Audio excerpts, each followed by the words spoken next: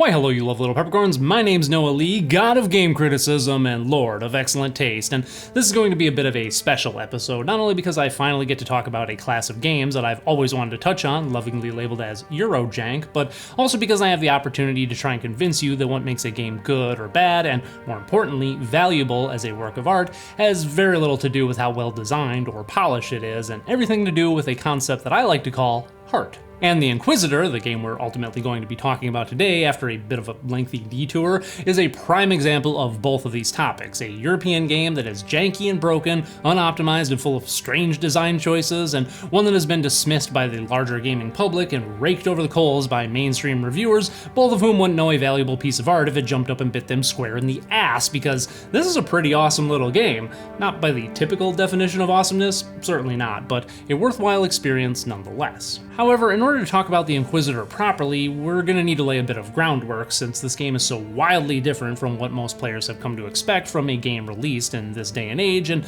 in order for my overall take on the game to make sense, you'll first need to see where I'm coming from and why I'm going to be critiquing it the way that I am. I'm going to start by setting the stage and explaining just what I and many others mean when we say the term Eurojank, as it's a term that isn't widely used or even accepted by the majority of gamers, and I should probably also explain what I mean when I say heart, as far as I know, it's not a concept that any other game critics or reviewers take into consideration, and I've also never really taken the time to explain it. So I think what I'm going to do is split this video into two parts. The first part will define our terms and give a bit of an explanation of some of the artsy-fartsy mumbo-jumbo ideas I have about the medium of video games, and then in the second part, I'll critique the Inquisitor through the lens of the ideas we discussed in part one. Cool? Cool. Part one, jank, Eurojank, and heart. The term jank is more than a little misunderstood, as often the idea of a game being janky is equated with a game being buggy, flawed, or just plain bad, with the sentiment among most gamers being that the less janky a game is, the better it is, with jank sort of existing on the opposite end of the spectrum from the term polished, i.e. polished game equals good, janky game equals bad, right? Well, no. Historically, we know this isn't the case, as more often than not, the games that have had the greatest impact on the world are kinda janky. The original Dark Souls, for example, is one of the jankiest games ever made, but it's also quite possibly the best game ever made. In fact, all of the most impactful games throughout video game history have been a bit of a janky mess. Super Mario 64, jank. Half-Life 2, jank. Super Metroid Symphony of the Night and Ocarina of Time, jank, jank, and more jank. It's at this point that I'm sure many will be quick to point out that these games are all products of their time, and that the reason that they're janky is because they all pushed the boundaries of what had been done with the medium up until that point. They were experimental, and experimental works of art are always a little rough around the edges. They were ambitious, and ambition always comes with compromise. So the argument for why some janky games get a pass and are occasionally considered phenomenal works of art, while other janky games are dismissed as failures, has a lot to do with when a game was released and the impact it left on the larger gaming landscape. Basically, if Dark Souls was released today, it would be considered a failure, but because it was released in 2011 when there was nothing else like it and it went on to flip the entire industry and medium on its head, it's now considered one of the best games ever made. And I don't agree with any of that, because if Dark Souls was released today, it would still be one of the best games ever made. This idea that a game only has value and is only good if placed within its proper historical context is a useful one for critiquing games, as to do it properly, you always want to try to cast that game in the best light possible. Hell, it's a technique I've made use of many times over my 15 years as game critic, but if you're not careful, this can distract from what the game actually is right now as a piece of art. Furthermore, this line of thinking ignores a very crucial point that many gamers and reviewers seem to be completely blind to, which is the fact that Dark Souls isn't one of the best games ever made despite its jank, it's one of the best games ever made because of its jank. The aspects of the game that are so often seen as flaws are what define the game and make it unique. If the rough edges were sanded down and the game rebalanced and the graphics and lighting reworked to be more modern, the controls and character weight adjusted to fit modern tastes, the game wouldn't be Dark Souls, but something completely different that merely resembles Dark Souls on a surface level. And this is a similar reason to why I hate graphical remakes. Looking at you, Bluepoint, and how you ruined my beloved Demon Souls. But we'll talk more about that some other time. The common thought is that the development of video games is progressive, that over the past 50 years, developers have been refining and tweaking games to make them more streamlined, or the controls tighter, or the graphics better, and that the way games look and play today, overall, is always an improvement on the way they looked and played yesterday, and that going back and playing older games is a pastime that can only be appreciated through a historical lens, and an acceptance that everything about the game is just going to be rougher around the edges because we didn't know any better at the time. And that makes sense, but it's not entirely true. Sure, progress is has been made on all of those fronts, but when people say things like, I tried to play such and such game, but the controls are just too strange, or the game has outdated design and it really frustrates me, what they're really saying is, I'm not used to this, therefore it's bad, because that's ultimately what's going on here. The state that video games are in right now isn't better, nor is it worse, it's just different. It's very much a matter of familiarity. If you're used to games looking and playing a certain way, anything that deviates from that, whether it be old or new, is going to feel wrong at first, but more importantly, it's going to color your impressions of a game in a way that might prevent you from enjoying it or seeing what makes it special. And part of me gets this. Stepping outside of your comfort zone and trying to learn how to play a game or accepting graphics that are wildly different from what you're accustomed to is hard, and it can be more than a little frustrating at times. Art appreciation takes work and commitment, and that's not something that most gamers are willing to devote to a pastime that they consider to be merely entertainment. So when a game like the Inquisitor comes along and has stiff animations, oddly proportioned character models, outdated graphics, and combat that looks like this, the knee-jerk reaction of modern audiences is to just assume it's bad and move on, being unwilling to even take a chance on it, while mainstream reviewers who are forced to play it because the company they work for happen to get a review code, and I mean, someone's gotta review it, right? Are already primed to hate it, simply for the fact that they'd rather be playing anything else and know that they can just half-ass their review because no one's going to read or watch it anyway. Yeah, well, homie, don't play that. I live for janky-ass games that deliver an experience you can't find anywhere else, and I had an inkling that that's exactly what the Inquisitor was upon watching its trailer and going, oh sweet, a new Eurojank game. Been a while since I played one of those. Not to toot my own horn or anything, but I kinda know this type of thing when I see it.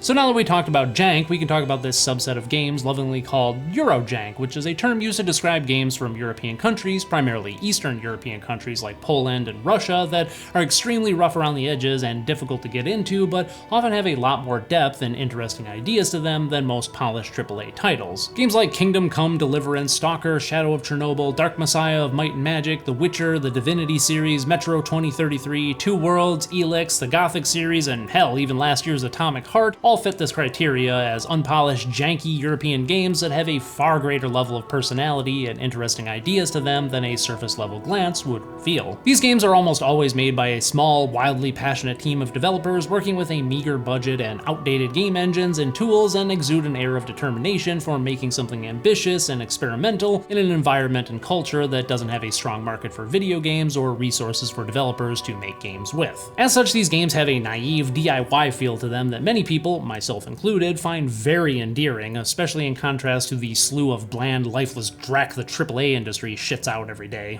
I do occasionally see this term thrown around as an insult, but more often than not, when someone labels something as Eurojank, it's meant as a positive. It's an acknowledgement of limited budget, ambitious design, and a lack of supporting culture for making and playing video games, but it's also a recognition that jankiness can bring a lot of personality, depth, and artistry to a game that is so often missing from titles with a high level of polish, and most importantly, and understanding that it's the heart of the game that matters most. Heart is a difficult concept to explain, as it's not something that can really be put into words, but anyone that has a deep understanding of video games, or any artistic medium for that matter, usually has an intuitive sense of what does and doesn't have heart, as to the properly trained individual, it's the thing that distinguishes whether a piece of art has meaning or not. A traditionally bad game like Shaq Fu, for instance, has a lot of heart. It doesn't seem like it would upon a first glance due to the project trying to capitalize on the celebrity status of Shaquille O'Neal, but if you set your biases aside and actually play it, the original Genesis version anyway, all of the ports are pretty bad, what you find is not a cash grab as you might expect, but a game that was very much trying to push the boundaries of what could be done with fighting games up until that point. You just don't get a game with this level of presentation, animation, and experimental energy if all you're trying to do is make a quick buck. The Delphine software team very much cared about making the best game they possibly could and took a lot of risks to bring their vision to life. The final product, as you probably know, is a bit of a mess and certainly fell short of their goals, but the outcome isn't really the point. The pursuit is what matters and what makes the game important and noteworthy. And maybe that's all Heart is ultimately, a sense that the creators really cared about the project and gave it their all regardless of the conditions which the game was made in and how it happened to turn out. What's important to recognize here is that Heart transcends the typical categories of good and bad. It's still a measure of quality, but a measure of quality that ignores the technical aspects of a work of art while focusing on its essence and sincerity and connecting with it on a deeper level of artistic purpose. Which brings us to Part 2, The Inquisitor. Let me tell you a story. Once upon a time, there was a small Polish developer looking to make their first video game. This developer didn't have any experience making games, but they had the passion and drive to do so. One day the developer decided they wanted to make a medieval fantasy game based on a series of popular Polish novels, and after securing the rights to said series, the team got to work doing just that, creating a game that was more than a little rough around the edges, but had a vision and experimental nature to it that a few brave gamers found charming and enjoyable. The game wasn't much of a hit at first, but it did introduce the rest of the world to the book series it was based on and brought a lot of attention to the developer, enough that they could hopefully secure the resources to make another game and take what they had learned their first time around and do it bigger and better than before. But that, my friends, is a tale for another time. The game and the developer that I'm of course talking about is none other than today's subject, The Inquisitor, by developer The Dust. What, did you think I was talking about some other medieval fantasy game based on a series of popular Polish novels?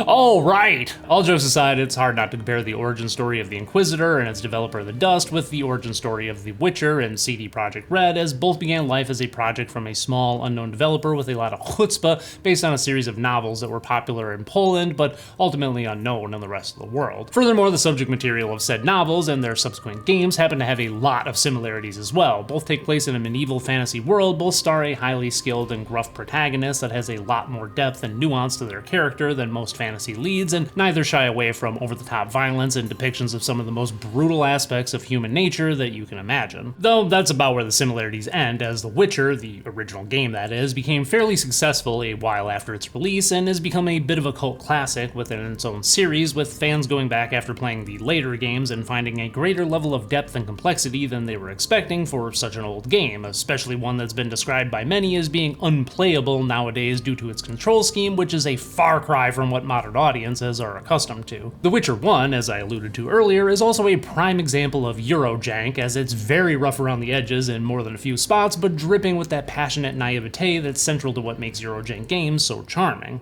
What? You drunk? Not true. While I absolutely adore The Witcher 3 Wild Hunt, as well as to a lesser extent the second game, Assassins of Kings, the first Witcher game is by far my favorite in the series, as there just isn't anything else like it, and I genuinely prefer its odd combat system in comparison to that of its sequels, which are just a bit too button mashy for my taste, and I would very much like to see a system like that expanded upon and refined in the future, as well as the game's alchemy system that was actually useful and required, whereas in the second and third game, alchemy is just kinda inconsequential and a bit pointless, but enough about that. This video is already enough of a mess as it is. Which brings me to, finally, The Inquisitor, which is a historical fiction set in 16th century Europe toward the end of the later Crusades in a world where Jesus didn't die on the cross, but instead climbed down off of it and waged war on the Roman Empire, becoming ruler of all of Europe in the process. As such, the teachings of Christ are far different from those of our own world, as instead of preaching compassion and meekness, the golden rule, and turning the other cheek, Jesus instead taught mercilessness and vengeance towards one's enemies. And it's pretty badass, with some truly awe-inspiring and very creepy imagery and iconography plastered all throughout this game's world, some of which, like this universe's symbol for the cross, subtly hinting at something insidious at the heart of the church, something which even approaches an evil from our own world and is used to reflect the genocidal tendencies this church has towards those it considers to be heretics. 1500 years later, and all of Europe is ruled by the Catholic Church with their political and religious goals enforced from the shadows by a group of highly trained individuals called Inquisitors. You play as one such Inquisitor by the name of Mortimer Matterdine, who has just arrived in the city of Königstein after rumors of a vampire hiding out in the area have made their way to the desk of your superiors. However, very soon after arriving, you get a sense that something larger and more sinister is going on, as no one in the city seems to have even heard of these supposed rumors, while strangely, there appear to be no signs of a vampire at all. What follows is an interesting story that defies traditional narrative structure and constantly keeps you wondering just what will happen next and what's going on in the strange city of Königstein. This right here is by far the strongest aspect of this game, as it's a setup that hooked me immediately and one that kept me coming back for more. Within just a few short minutes, the game has managed to paint not only an intriguing narrative, but has effortlessly explained its world, its political and religious realities, introduced its main and side characters, given us a taste of the city of Königstein, as well as hinting that this isn't just a historical fiction, but a supernatural story as well. Honestly, a lot of games could learn a thing or two from The Inquisitor, as in this one regard, it's excellent. Which is good, because the rest of the game fails to impress you, like, at all, at least on a surface level. Let's get the elephants in the room out of the way right up front here, because elephants, there are. The biggest one of these is, of course, the graphics, which are more than a little outdated, looking closer to an early PS3 title than a game released in 2024. Normally, I don't talk about graphics unless they're doing something new and interesting, but in this case, I think they're worth mentioning, as this seems to be the primary point of contention for a lot of players that have watched the trailer for this game, as well as a handful of people who have actually played it. Now, I've never really understood the obsession with graphical fidelity in video games, but I know it's something that a lot of people seem to care about, so I sort of understand where people are coming from in their judgments of this game's look, but I completely disagree. Personally, I think these graphics are fine, and I've always maintained that just because a game looks outdated, which, to be fair, the Inquisitor absolutely does,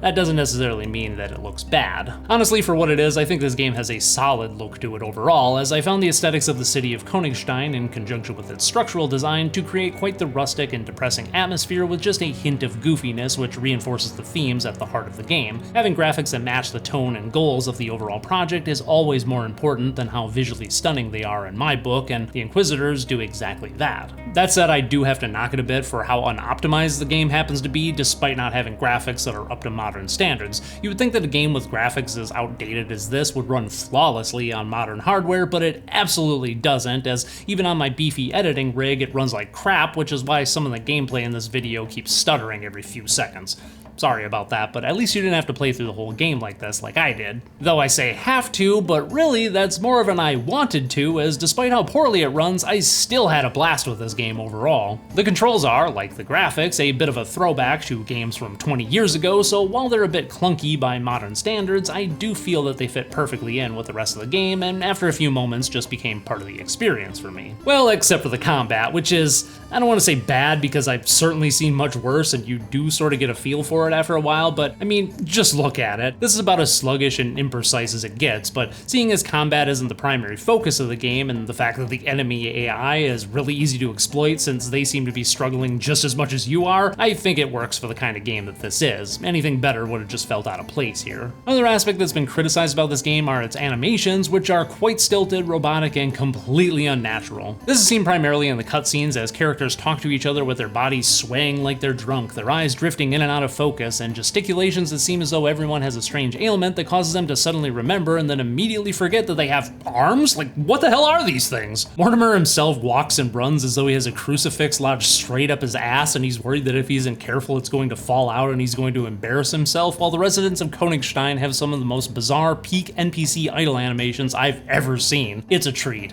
I admit the animations are pretty bad and could be a little distracting if you were to go into this game trying to take its subject material and narrative seriously, but why would you want to? As is, this game is hilariously enjoyable to the point that the developers just had to be in on the joke. Everything about this game just has a greater level of comedy than you would expect from a game with such a grim setting and narrative, but it's very self-aware of how cheesy it can be at times and doesn't shy away from this aspect. The developers probably realized early on that they didn't have the technical skills to have smooth animations and realistic character models, but said, fuck it, we're gonna make the game anyway, and chose to lean into the ridiculousness of their world, delivering a better experience in the process, and in a way that somehow only enhances the genuinely great world building and creepy atmosphere the Inquisitor otherwise provides. That's an aspect of the game that I feel has been sorely overlooked by the mainstream populace, which is that this game is just a lot of fun and is engaging as hell from start to finish. Certainly not for the typical reasons games tend to be fun and engaging, but fun and engaging nonetheless. There were many moments during my playthrough where I just burst out laughing at the motions of a character, a situation the game set up perfectly only to completely bungle at the last moment, strange glitches such as when I was fighting a bunch of enemies only for Mortimer's face to start jutting out like that one scene in Army of Darkness, and cheesy dialogue and amateurish voice actors hamming it up to great effect. But then it would switch gears and do something horrific and disturbing to remind me that I wasn't just playing a game made to be laughed at, with the game so deftly switching between these tonal shifts that I never even noticed and always found myself fully engrossed in whatever whim it happened to be playing with at that moment. If it weren't for this aspect, as well as its world building and narrative intrigue that are unquestionably top tier,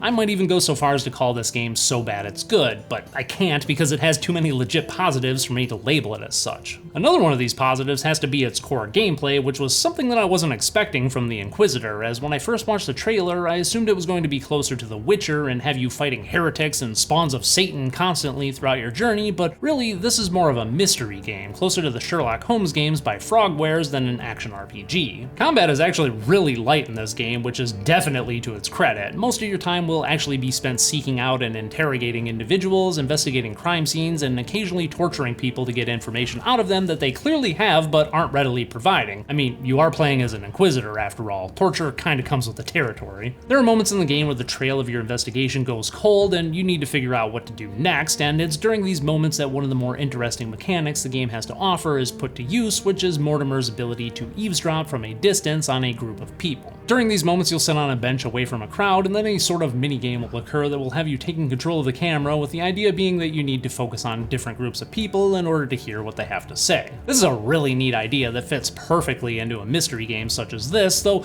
I do wish it were a bit more fleshed out. Part of the problem is that this game is far too linear for this mechanic to really have an impact, as the only moments in which you're able to do this are during scripted segments within the game's narrative. I can imagine a version of this game that is less linear, which allows you to eavesdrop at any point, which could be used by the player to gain some information if they get stuck, or maybe the game only hints at the general vicinity in which information can be found, but then it's left up to the player to find that information out for themselves. As it stands, this is more of a gimmick than anything, but I do really like the idea, and hopefully we'll get a sequel one day that expands upon it. Another aspect that's a bit half-baked are the crime scene investigations, where you have to rotate the camera around a small area of the map or a mutilated corpse to look for clues in a way that's almost identical to the previously mentioned Sherlock Holmes games. Similar to eavesdropping, the problem here is that these moments are completely on rails, as in order to progress you have to find all of the clues that are available, with the game outright telling you how many you have left to find, meaning that these moments are less of a crime scene investigation and more like a game of I Spy. Again, I would have liked this to be a bit more freeform, with you having the opportunity of missing some clues and maybe even being given the option of returning to the crime scenes later on in order to look again. Still, this is a neat idea that really doubles down on the mystery elements of the game, so while it's not very well done, it is at least providing something unique that will hopefully be expanded upon in the future. Your other methods of finding out information are the usual finding and talking to persons of interest, reading notes and books to gain a greater perspective, as well as poking through the personal quarters and belongings of suspicious individuals, and as you might expect, these are a bit half-baked as well, though less so than the other methods of obtaining information.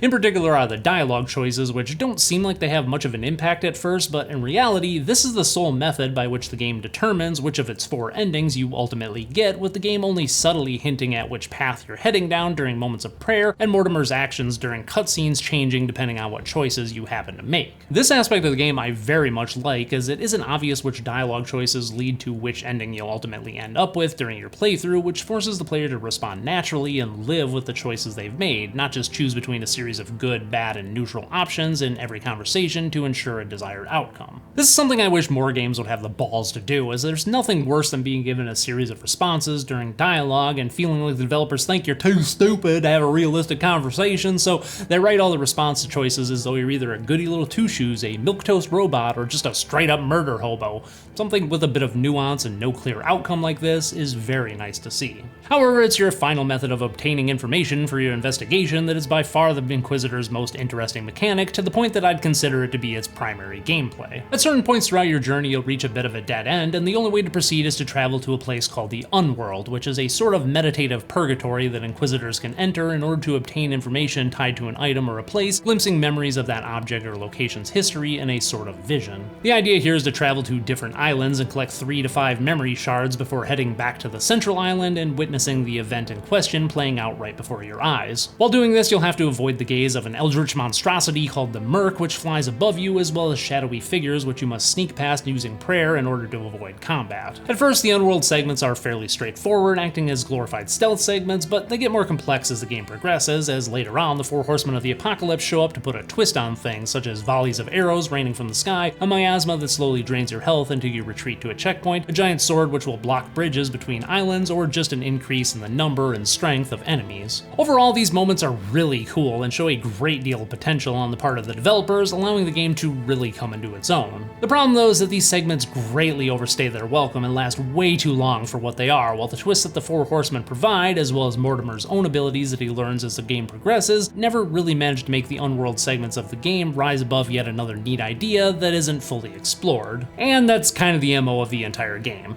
The Inquisitor is a tale of unique ideas and missed opportunities. For what it is, I still think it's a very playable and enjoyable experience, but it really leaves you wanting more. As I played, I was struck by just how fully realized the city of Königstein really is, at least on a visual and structural level. The layout of its buildings and streets, the depressing atmosphere of the slums that naturally gives way to the industrious docks and town square, as well as the awe-inspiring architecture of its cathedral and surrounding areas really give the city a lot of life and personality that few games ever reach the level of. But then this world is filled with robotic NPCs, large swaths of gameplay that are little more than running between sections of the map, and few opportunities to actually interact with the world around you. All the interesting ideas the game has are only ever explored on a surface level, while the game's reliance on cutscenes and tiresome quicktime events certainly doesn't do it any favors. Yet, I still enjoyed my time with the Inquisitor and think it's a far more worthwhile experience than many are giving it credit for right now. The careful world building and the experimental nature of the game go a long way toward engrossing you, and for me personally, kept me hooked enough that I would gladly slog through a few moments of tedium just to see what the payoff, if any, happened to be. Creepy moments like dealing with the town's executioner who's been possessed by a cursed mask were truly engaging, silly, and even a little intense, while the jankiness of the game in general provided many opportunities to laugh at the cheesiness of it all and enjoy the game simply for how much of a train wreck it can be at times. This is one of those rare games that's good because of how janky and broken much of it is. Had the game been more polished, it simply would have been mediocre, but because it's in the state that it's in, it's a truly engaging experience that defies traditional standards. On a technical level, this is the worst game I've played all year, but on the level of heart, it's one of the most enjoyable games I've played in months. I really hope the Dust gets the opportunity to make another one of these because, who knows, this could be the start of something beautiful like what we got with the Witcher series all those years ago.